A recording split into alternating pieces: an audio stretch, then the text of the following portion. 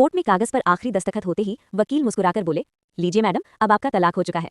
Court ने आपको 30 लाख रुपए का मुआवजा दिलाया है और हर महीने 20,000 रुपए गुजारे भत्ते के तौर पर मिलते रहेंगे। अब तो खुश है ना? वो हल्की सी मुस्कान के साथ बोली, हाँ खुश हूँ, अब मुझे किसी से कुछ नहीं चाहिए। वकील फाइल समेटने लगा और कविता अपने माँ बाप के साथ बाहर निकल गई। कोने में निर्वाण, उसका पति, सब कुछ खामोशी से देखता खड़ा था। कविता ने एक बार भी उसकी ओर नहीं देखा। कार का दरवाजा बंद हुआ और रिश्ता भी। पहला महीना मायके में सब बहुत प्यार से पेश आए। कविता को लगा यही तो आज़ादी है, यही सुकून है।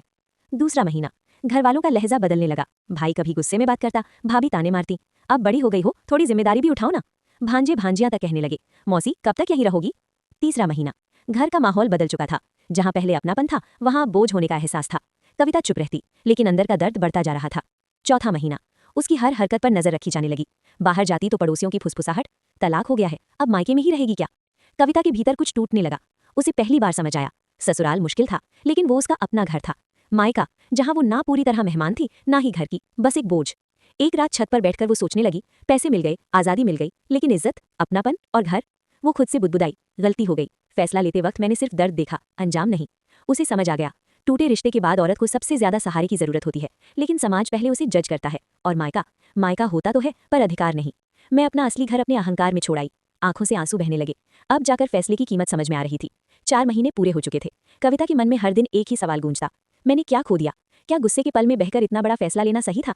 वो आसमान की ओर देखती रहती, निर्वाण की यादें पीछे पीछे दौड़ाती, उसकी आदतें, छोटी छोटी नोकझोंक और सबसे बढ़कर उसका साथ।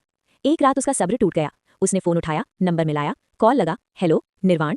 कांपती आवाज में कविता बोली, निर्वाण क्या हम अपने रिश्ते को एक और मौका दे सकते हैं। मुझे तुम्हारी बहुत याद आती है, मुझे तुम्हारे साथ रहना है। दोनों तरफ कुछ पल खामोशी रही। फिर निर्वाण ने धीरे से कहा, मैं भी तुम्हारे बिना नहीं रह पा रहा हूँ। गलती हम दोनों की थी और सुधार भी हमें साथ मिलकर करना होगा। अगर तुम हाँ कहो तो मैं अभी निकलता हूँ। कविता की आंखों से आंसू बह निकले। हाँ मैं तैयार हूँ। रात के 12 बज चुके थे। निर्वाण कार लेकर निकल पड़ा। ठंडी हवा, सुनसान सड़क, लेकिन मन में एक ही आवाज, उसे वापस घर लाना है। लगातार 5 घंटे गाड़ी चलाई, ना रुका ना थका। सुबह 5 बजे वो कविता के मायके के दरवाजे पर खड़ा था। कविता बाहर आई, डरी हुई, शर्मिंदा, लेकिन राहत से भरा चेहरा। माँ बाप ने दरवाजा खोला। निर्वाण ने झुककर प्रणाम किया। कविता ने बैग उठाया। ना कोई बहस, ना कोई सफाई, सब समझ चुके थे, ये फैसला दिल से लिया गया है।